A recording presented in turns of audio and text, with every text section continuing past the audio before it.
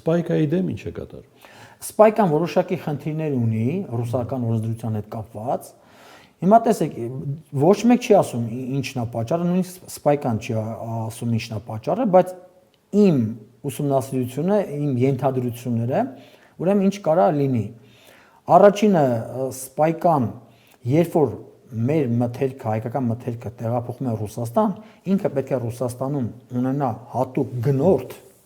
որը կգնի այդ ապրանքը, կվերավաճառի եւ վերավաճառումից հետո պետքա Ռուսաստանին մուծի NDS ավելացված արժեքի հարկ։ Բայց ասում են, որ շատ հնարավոր է, որ կեղծ կոչման մեկ однодневка կամպանիաներ, էլ մեկ օրական կամպանիաներ են ստեղծում, մեկ օրում այդ իր անունով ձևակերպվում է տվյալ խմբականակը, խմբականակի իրացումից հետո այդ հետքերը վերացնում են այդ ստեղծված ուրեմն ԱԶ-ը կամ ՍՊ-ը, իրենց մոտ ՕՕ կամ ԻՊ-ն ասում։ Հետո որ Ռուսաստանի կառավարությունը ուզում է ման գա դրա հետքերով գնա, որպեսզի այդ վաճառված գյուղմթերքից ավելացված արժեքի այդ գանձի տեսնում է, որ չկա, ասենք, դրա հետքերը վերացված են։ Ինձ թվում է հիմնական պատճառը դա է։ Բայց կարա լինի երկրորդ պատճառը, տեսեք, Ռուսաստանում օրենք կա, որ պետքա բոլոր ուրեմն այդ կցորդիչով ավտոմեքենաները օրվա ընթացքում որոշակի ճանապարհից ավել իրավունք չունեն շարժվեն։ Ասենք ենթադրենք 24 ժամում իրանք պետք է շարժվեն 1000 կիլոմետր կամ 500 կիլոմետր։ Հատուկ տախոմետրեր են դրվում։ Այդ տախոմետրերը ուրեմն անջատում են եւ խախտում են այդ օրենքը ռուսական։ Մեկ օրում ասենք քշում են 1500 կիլոմետր կամ 1800 կիլոմետր օրինակի համար։ Դա էլ է հնարավոր պատճառ։ Երրորդ, որ քիչ հավանական է, իբր թե ասենք Սպայկան հարկեր ունի չմուծված Ռուսաստանին, արդեն որպես ինքը տնտեսավարող սուբյեկտ։ Բայց ինձ թվում է ամենամեծ խնդրեմը այսօրվա, որ մեր հայկական ապրանքները արտանվում են Ռուսաստան, դա այն է, որ Ռուսաստանի հարկային տեսչությունը չի կարողանում վաճառքից հետո ավելացված արժեքի հարկը գանձի։ Մեր նպատակն է հասկանալ, դա օբյեկտիվ խնդրեմ է, թե այո, դա օբյեկտիվ խնդրեմ է, մեր արտահանողները ցանկանում են խուսափել հարկեր վճարելուց Ռուսաստանում։ Այո։ Լավ։ Անտառ է, չարժի մտնել այստեղ։ Այո, չարժի մտնել, որտեղ շատ։ Թրամփի ուղին, մենք հիմա կգանք նաև կոմունիկացիաների համակարգված բացմանը, որովհետև դրանք ենթադրում եմ կապված են։ Թրամփի ուղին փոխում է ԵԱՏՄ-ի հետ մեր հարաբերության կշիռը։ Ոչ, որովհետև շատերը շատ փորձագետներ կան, ասում են, եթե մենք ԵԱՏՄ-ի անդամ ենք, ուրեմն իրավունք չունենք Թրամփի ուղիով առանց մաքսատուրքերի ապրանք ներմուծենք Հայաստան կամ արտահանենք եւ այլն եւ այլն։ Խնդիրը այստեղ միայն տարանցիկ գոտու մասին է։ Ադրբեջանական ապրանքները, մյուս ապրանքները կարող են տարանցիկ ազատ Թրամփի ուղիով տեղաշարժվել, միայն մուծել տարանցման վճար կամ տուրք։ Այսինքն այդտեղ ԵԱՏՄ-ի օրենքներով մաքսատուրք չի գանձվում։ Այն ապրանքները, որոնք Թրամփի ուղիով կներմուծվեն Հայաստան մեր ներքին սպառման համար, հայկական ռեզիդենտների կողմից կամ ոչ ռեզիդենտների կողմից կներմուծվեն արդեն մեր համար, Հայաստանի տնտեսական կարիքների համար, պարտադիր ԵԱՏՄ օրենքներով դրանք կենթարկվեն համապատասխան ուրեմն մաքսային գանձումների եւ մաքսատուրքերի։ Տարանցիկ անցնող բեռները չեն ենթարկվելու ոչ մի կարգավորումների ԵԱՏՄ կարգավորումներով։ Դա ընդհանրապես տարանցիկ ուրեմն տեղափոխումներ են, տարանցիկ գոտի է, տարանցման վճար են մուծում եւ վերջ։ Հիմա գամ իմ ասածին, Թրամփի ուղին ուղիղ կապ ունի ընդհանուր ապաշրջափակման հետ։ Այո։ Չպարզվի այնպես, որ ամբողջ վեճը գնում է այդ մի ուղին ստանալու շուրջ։ Ապաշրջափակումը կմնա սառույցի։ Այո։ Հիմա տեսեք, նույնիսկ եթե ապաշրջափակումը միայն տեղ ունենա Թրամփի ուղիով, դա մեր համար շատ մեծ ձեռքբերում է։ Ինչու՞։ Որովհետև Թրամփի ուղին պետք է նաև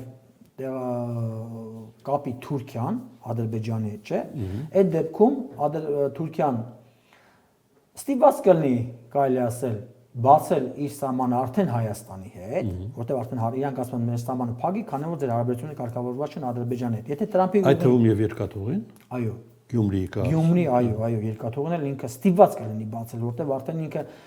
քաղաքական պատճառ չի ունենա փակելու։ Նախ իրան ձեռնտու է դա։ Ինչու է ձեռնտու, որովհետեւ տեսեք, մոտավորապես օրական 400-500 կցորդիչով բեռնատարներ թուրքական ապրանքներն հիմնականում գյուղատնտեսական ապրանքներ տեղափոխում Ռուսաստան Լարսի ճանապարհով։ Դա շատ թանկ է եւ շատ ժամանակատար, ինչը որտեւ Լարսը շատ ծանրաբեռնված է։ Նրա թողունակությունը օրական 2-300 հատ է, բայց այսօրվա փաստացի մոտավորապես 1000-ից ավել բեռնատարներ են Լարսով անցնում։ Հիմա եթե բացվի Մարգարահայի սահմանակետը, չէ՞, եւ թուրքական բեռնատարներ կարող են շատ հանգիստ Մարգարով գան, նոյեմբերյանով գնան Ղազախով, Դերբենտով գնան Ռուսաստան անխոչնդոտ եւ շատ արագ եւ շատ ոնց որ ասած էժան տարբերակով, էլի։ Դա իրանց ձեռնտու է, որպես մենք դառնանք տարանցիկ գոտի։ Այսինքն Թրամփի ուղին Լարսին այլընտրանք է թե ոչ։ Թրամփի ուղին Լարսին այլընտրանք է այնքան, այո, այլընտրանք է, բայց այլընտրանք է այնքանով, որ Թրամփի ուղի բացելով բացվում են նաև Հայաստան-Թուրքիա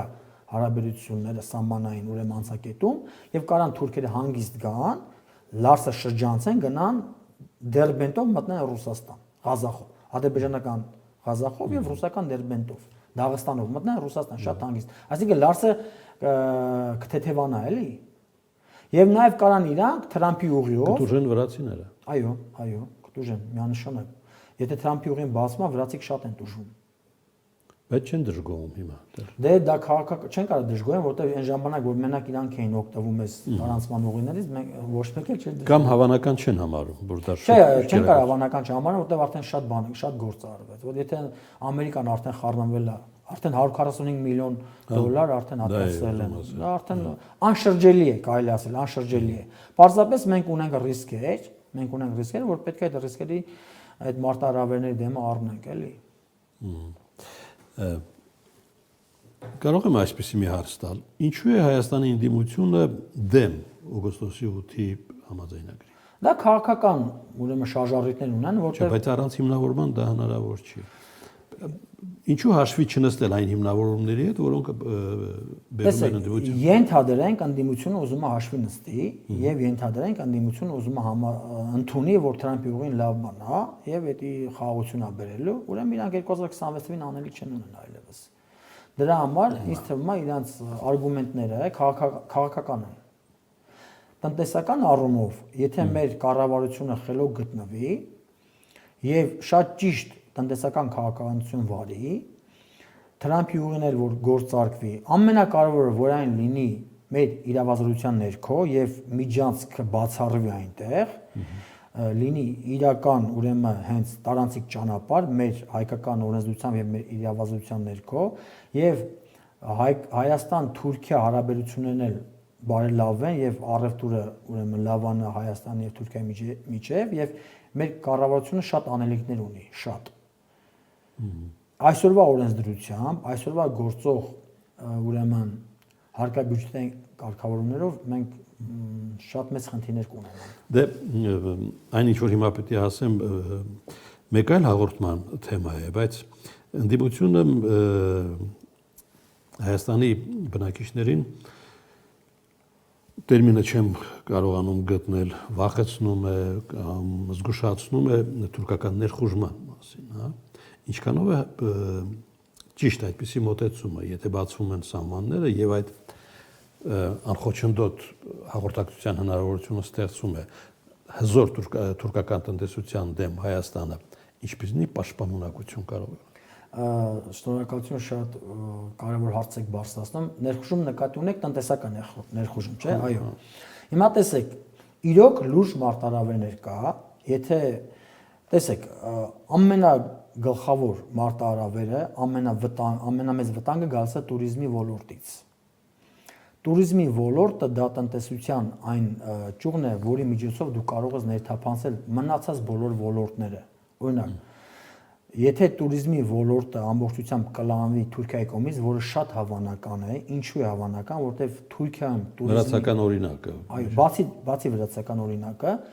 Թուրքիայում տուրիստական ինդուստրիան համաշխարհային մակարդակի վրա է։ Նա մրցակցում է եւ իտալականի, եւ ֆրանսիականի, եւ իսպանականի, եւ ամերիկանի, բոլորիդ հանգիստ մրցակցում է։ Տարեկան 60 միլիոն տուրիստ են իրանք ներգրավում։ Ուրեմն իրանք ունեն լուրջ տուրիստական ենթակառուցվածքներ, ինդուստրիա ունեն։ Եվ իրանք համար շատ հեշտ է Բաթումի օրինակով մեր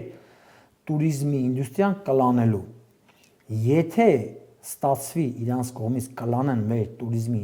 ինդուստրիան, իրանք շատ հանգիստ կարող են կլանել ավիացիոն փոխադրումները, ազդել մեր ժողովրդագրության վրա, ուրեմն հյուրանոցաշինության միջոցով ներթափանցեն արդեն բնակարարշինության ոլորտ, քաղաքաշինական ոլորտ, ենթակառուցվածքների շինարարության ոլորտ, այսինքն ներթափանցեն բոլոր շինարարական ոլորտներ, տուրիստական հյուրանոցների շինարարության միջոցով։ Իսկ աշխատուժի ներգրավման միջոցով, օրինակ, իրանք ենթադրենք մի 3-400 հյուրանոց իրանք կառուցեն կամ տնօրինեն Հայաստանում, չէ՞ ամբողջ։ Միջինը եթե այդտեղ 150-ից 200 հոգի աշխատողել որ իրանք ունենան, պատկերացնում եք, գնաց 50-60 հազար աշխատատեղ։ Իրանք կարան մուսուլմանական երկրներից էժան աշխատուժ ներգրավեն, ազդեն մեր ժողովրդագրության վրա, Հայաստանում ուրեմն մեծացնեն խառնամասնությունները, շատ ընտանիքներ իրենց ապրելաձևը փոխեն։ Շատ հեռու չգնացիք, թե հավանական բան է։ Դա հավանական չէ, դա ես ասում եմ ամենավտանգավոր ռիսկերը։ Մենք կարող ենք շատ հանգիստ գործիքներով դրա դեմ առնել։ Եթե նախորդ մենք ծրագրենք մեր մարտահրավերները եւ դրանց դեմն առնելու ուրեմն քաղաքականություն մշակենք։ Մենք կարող ենք քվոտավորել դրսի աշխատուժը։ Մենք կարող ենք քվոտավորել ուրեմն ավիացիոն ոլորտը։ Մենք կարող ենք մեծ ուրեմն արտոնություններ տալ մեր հայկական տուրիստական ընկերություններին։ Մենք կարող ենք արտոնություններ տալ ռուսական, վրացական, եվրոպական, ամերիկյան ընկերություններին, որպեսզի մրցակցություն լինի։ Ցանկացած ոլորտ, տնտեսական ցանկացած ոլորտ, եթե 30 Այսինքն դրանք բոլորը կառավարելի ռիսկեր են։ Այո։ Տեսեք, ցանկացած ոլորտում, եթե մի պետության կողմից իր հարևան պետության կամ այլ պետության ուրեմն ենթակառուցվածքի 30%-ից քիչն է տնօրինում, այսինքն մրցակցային դաշտը ապահովում է, շատ հեշտ է ուրեմն կանխարգելել ռիսկերը։ Իսկ եթե արդեն 30+% ալնում, արդեն ռիսկերի ուրեմն վնասների հավանականությունը շատ է մեծանում։ Մենք ունենք այդ հնարավորությունները, այդ գործիքները, առավել եւս որ ԵԱՏՄ-ն էլ է պաշտպանում իր ներքին շուկան եւ ԵԱՏՄ օրենսդրությամբ մենք արդեն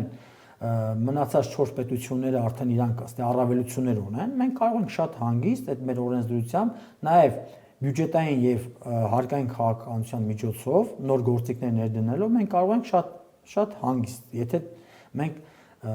այդ ռազմավարությունը մշակենք։ Իսկ եթե թողենք ինքնաոսի, հնարավոր է